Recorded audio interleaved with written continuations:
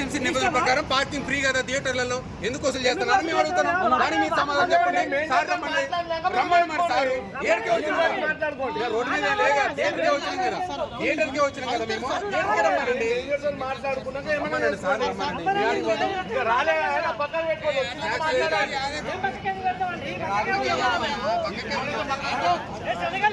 ఇదంతా మన కోసం మనం అడుగుతా తప్ప కానీ ఈ సమస్య పరిష్కారం కాదు.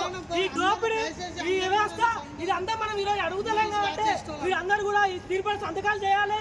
ఈరోజు మద్దతు ఇస్తేనే మనం కూడా ఏ రోజైనా మనం ఉద్యమం చేస్తేనే మనం ఉద్యమం ద్వారా సంపాదించుకున్నాం తప్ప ఇంకొకటి కాదు. మిత్రులారా మీరు అందరూ కూడా తీర్పులు సంతకాలు చేయాలి.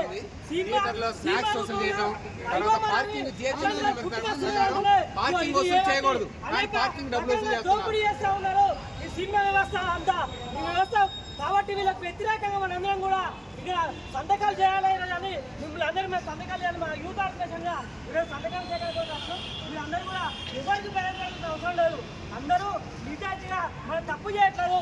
మనం కోరుతున్నాం ఈ సినిమా టికెట్లు కానీ లోపల అనేక రకాల అక్కడ ఉన్నటువంటి పాప్కార్న్ కానీ చిన్న థమ్సప్ కూడా వందలాది వేలాది రూపాయలతో ఇక్కడ ఈరోజు చేస్తూ ఉన్నారు. అనేక దోపిడీ చేస్తూ ఉన్నారు, వసూలు చేస్తున్నారు. కాబట్టి దీనిపైన మీరు అందరూ కూడా బ్రదర్ సంతకం పెట్టారు కదా, నిజంగానే సినిమా టికెట్ల రేట్లు సామాన్య మానవుడికి అందలేకుండా ఉన్నాయా?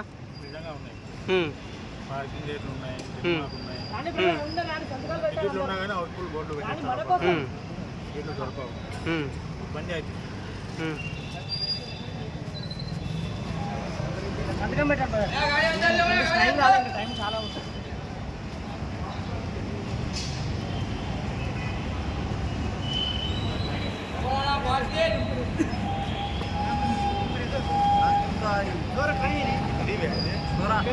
అందరూ ఎవరు సంతకం పెట్టండి. ఎట్లా బ్రదర్, ఎట్లా అంటే బ్రదర్ ఎట్లా అంటే సామాన్య మానవుడికి అందుకోకుండా ఉన్నాయి అసలు టికెట్ల రేట్ ఎట్లున్నాయి? ఇప్పుడు ప్రజలలో ఇప్పుడు ఏంటంటే మార్పు రావాలి. అంటే ఇప్పుడు ఏంటంటే టికెట్ రేటు స్నాక్స్ కానీ ఏది కొనాలన్నా ధరలు బాగున్నాయి. దీనికోసం మనం అందరం కలిసి సపోర్ట్ చేయాలి. వచ్చి చాలా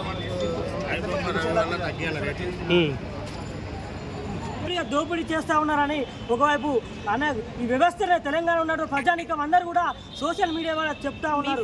మరి సోషల్ మీడియాలో చెప్తున్నటువంటి వీళ్ళందరూ కూడా ఈ సినిమా ఉన్నటువంటి దోపిడీ మాఫియా కూడా అడ్డుకోకుండా దీని ప్రభుత్వం కూడా ఒకవైపు రేవంత్ రెడ్డి గారు నిజంగానే అసెంబ్లీ సాక్షిగా చెప్పారు, రేట్లు కానీ ప్రీమియం షోలు కానీ వాడితే మేము ప్రభుత్వమే కట్టలు